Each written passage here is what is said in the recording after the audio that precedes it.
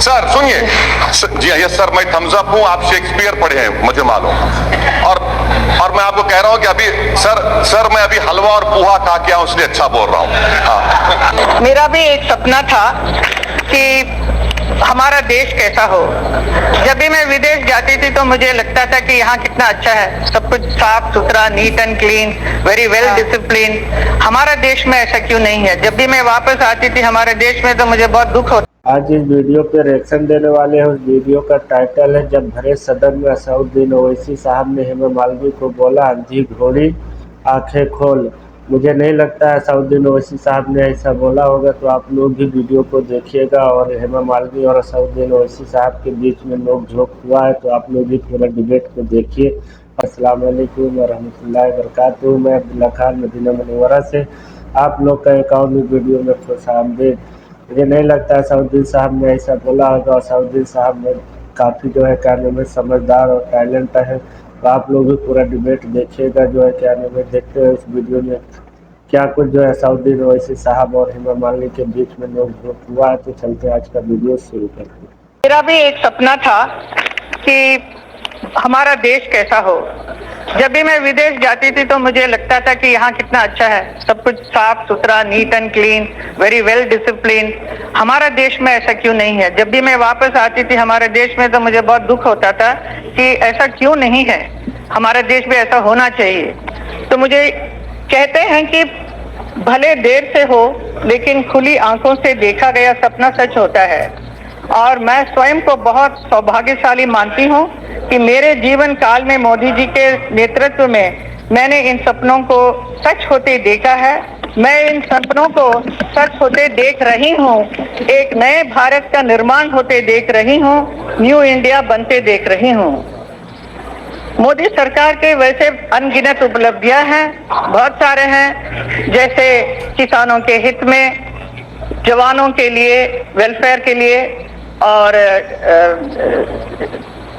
शिक्षा क्षेत्र में, स्वास्थ्य में, ऐसे बहुत कुछ है। लेकिन सबसे ज्यादा बहुत ही बढ़िया और अद्भुत जो है वो विमेन एम्पावरमेंट। आज मैं कहूंगी कि हमारे देश की बहुत सारी महिलाएं, specially the young ones, are doing really very well और कंधे से कंधे मिलाकर बहुत कुछ काम कर रही हैं। और इतना ही नहीं, हमारे भी फिल्म इंडस्ट्री में बहुत सारी महिलाएं आगे आई हैं और बहुत सारे क्षेत्र में, जैसे डायरेक्शन हो या फिल्म स्क्रिप्ट राइटिंग हो या camera, behind the camera, all kind of thing they are able to do, which is really remarkable and we really feel very proud to see them. And apart from that, so many doctor engineers are there, doctors are there, and scientists are there, astronomers. काम पर बहुत सारी काम कर रही है हमारी सरकार।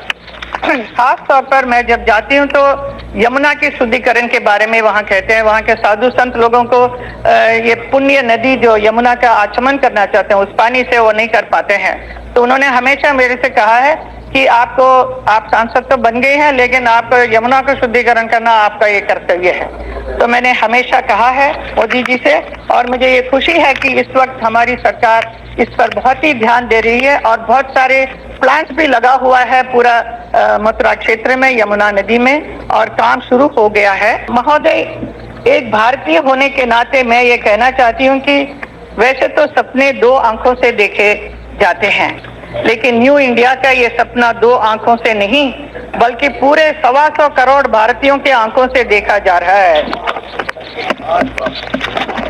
और हम सबको मिलकर मोदी जी के नेतृत्व में इस सपने को पूरा करके दिखाना है और बता देना है सारी दुनिया को कि भारत किसी से पीछे नहीं, भारत किसी से कम नहीं, भारत को आंख दिखाए अब किसी में दम नहीं।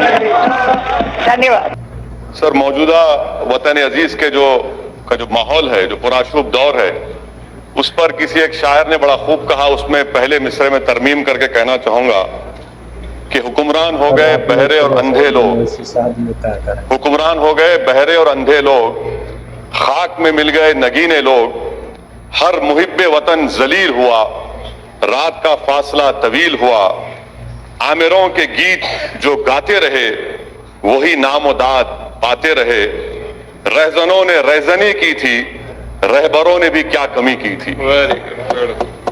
जनाब चेयरमैन साहब, सदर जमहूरिया के खुतबे में खारिजा पॉलिसी के बारे में कहा गया कि नेबरहुड फर्स्ट। इसकी नाकामी का अंदाजा इस बात से लगाया जा सकता है सर कि नेपाल एक मुल्क है जो हमारे बहुत करीबी ताल्लुकात हमारे भारत से रहे हैं। आज नेपाल नरेंद्र मोदी की सरकार को कह रहा है कि मिस्टर मोदी, अगर आप चाहें तो हम आपको और पाकिस्तान को बिठाकर बात करा देते हैं इंटरलॉक्यूटर बनकर। अब आप बताइए सर, कितनी कामयाबी है इन लोगों की। दूसरी इनकी कामयाबी देख लीजिए सर, या इनकी नाकामी, और भारत की नहीं बल्कि इनकी सरकार की नाकामी, कि अमेरिका के कांग्रेस में और सेनेटर्स ने हमारे मुल्क के ऊपर कई हियरिंग्स किए, कई रिमार्क्स किए, कई मोशंस पास किए।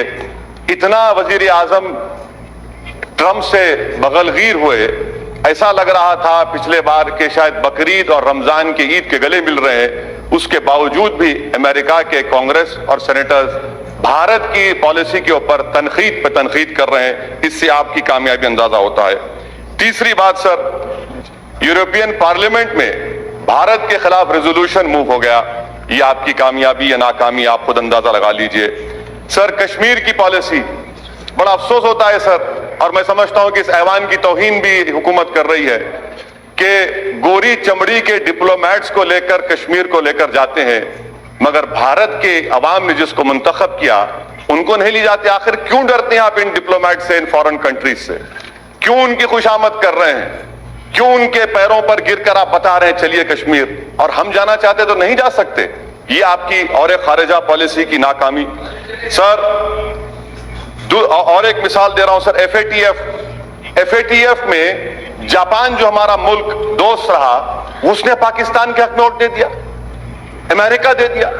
अब पाकिस्तान पे से एफएटीएफ खत्म हो जाएगा, वो ग्रे लिस्ट से निकल जाएंगे। ये इनकी खारिजा पॉलिसी रही सर। अफगानिस्तान में तालिबान आ रहा है, अमेरिका कह रहा है कि छाबार पोर्ट में भारत नहीं बना सकता पोर्ट। कल तालिबान वहां पर आएगा तो हम क्या करेंगे फिर? आपके पास इसका कोई अंदाजा नहीं है। अच्छा सर, अब आप आ जाइए, हज सब्सिडी को निकाला गया था, 700 करोड़ की सब्सिडी निकाले। मैंने खुद कहा था, कहां गए वो पैसे?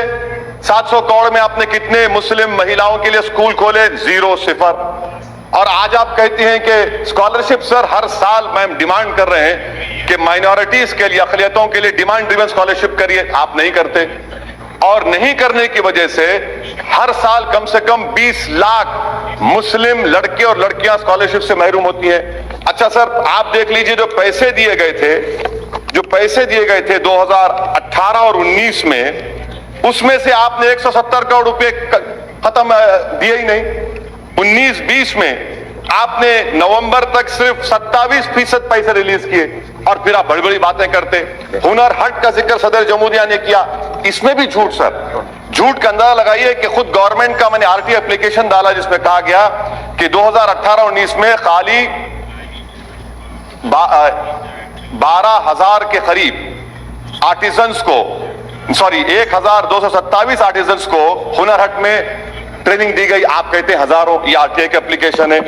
सर, तीसरी जो अहम बात मैं आपके सामने जिक्र करना चाह रहा था कि theory of separation of powers, ये हमारे हर जमहूरियत के लिए बुनियाद होती है, मगर 5.5 साल में तो थ्योरी ऑफ सेपरेशन पावर्स की धज्जियां नहीं बल्कि उसको निस्तो नाबूद कर दिया गया।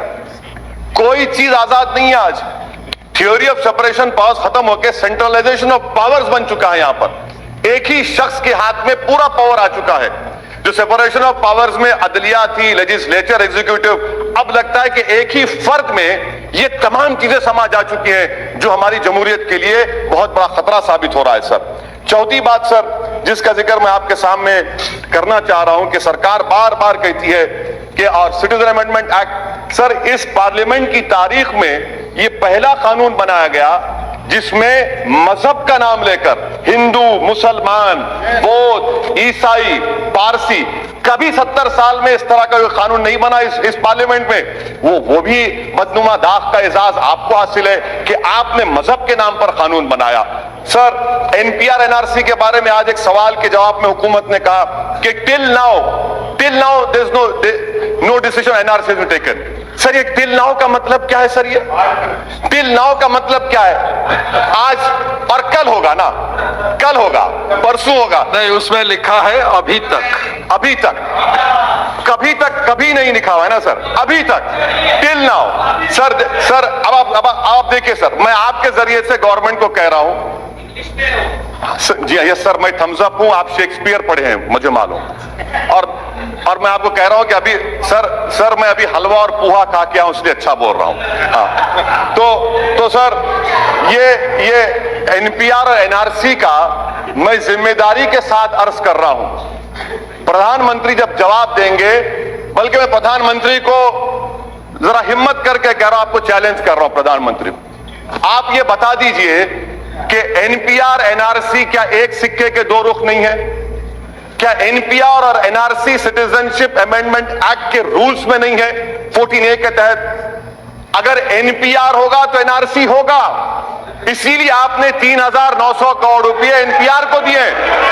और एनपीआर, सर सुन लीजिए, एनपीआर के सर इन तमाम से पूछिए कि 2003 के रूल्स में कितने मर्तबा नेशनल पॉपुलेशन रजिस्टर लिखा गया है, कितने मर्तबा national register of Indian citizen लिखा गया है, इनको पता ही नहीं है।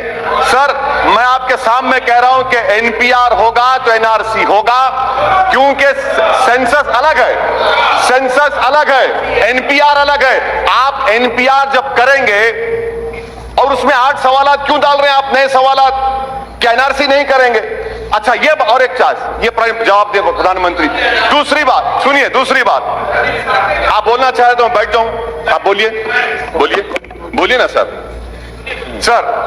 सिटीजनशिप अमेंडमेंट, प्रधानमंत्री कहते हैं ये नागरिकता देता लेता नहीं है, ये देता भी और लेता भी है। उसकी मिसाल क्या है? आसाम। क्या आसाम में 5 लाख मुसलमान के नाम नहीं आए, वो बंगाली जबान बोलते? आसाम में 5 लाख बंगाली जबान बोले हिंदू हैं, आप बंगाली हिंदू को सिटीजनशिप देना चाहते हैं, आसाम के 5 लाख मुसलमानों को नहीं देना चाहते? क्या आसाम के असेंबली में आपने नहीं कहा, आपकी सरकार ने? सिटीजन अमेंडमेंट एक्ट ये है, एनपीआर होगा, नहीं घुसपैठी नहीं, घुसपैठियों का बाप हूं। सर सुनिए, एनपीआर होगा तो एनआरसी होगा। आसाम में जो घुसपैठी है, आसाम में जो घुसपैठी है, मुसलमान घुसपैठी है, बंगाली हिंदू नहीं है। सर मैं खत्म कर रहा हूं 2 मिनट में सर। ये तो एनपीआर एनआरसी में कोई फर्क नहीं है सर, एनपीआर एनआरसी एक ही है सर। एनपीआर होगा तो एनआरसी होगा। प्रधानमंत्री बता दें कि आसाम के 5 लाख बंगाली हिंदू को सिटीजनशिप नहीं मिलेगी CAA के तहत। सर आखिर में सर मैं आपको बताना चाहूंगा कि ये जो मुल्क में जो माहौल है, प्रधानमंत्री और गवर्नमेंट कह रही है क्यों हो रहा है एहतजाज? प्रधानमंत्री ने खुद कहा था कि मैं मुस्लिम महिलाओं का भाई हूं। आज मुस्लिम महिला उनके खिलाफ खड़ी है तो भाई को नाराजगी क्यों हो रही है, एहतजाज क्यों हो रहा है? सर ये जो लड़ाई है ना सर, ये हमारे वजूद और बका की लड़ाई है। अगर हम इसमें नाकाम हो जाते हैं तो हम खत्म हो जाएंगे।